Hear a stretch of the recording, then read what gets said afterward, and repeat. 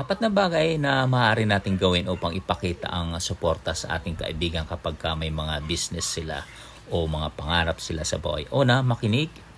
Pangalawa, bahagi ang inyong karanasan, tagumpay man ito o kabiguan. Pangatlo, maging klaro o linawin mo sa kanya kung ano ang papel mo sa pagtulong sa kanya.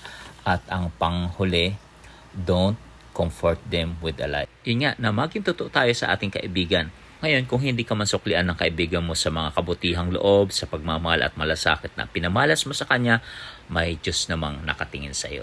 Hindi ka mawawalan at may etsyopwera. Ang Panginoong Diyos ang magsusukli sa iyo. Sabi nga sa 1 Corinthians 15:58, therefore, my dear brothers and sisters, stand firm. Let nothing move you. Always give yourselves fully to the work of the Lord because you know that your labor in the Lord is not in vain. Patuloy tayong magbigay ng suporta sa ating pamilya, lalo na kung may business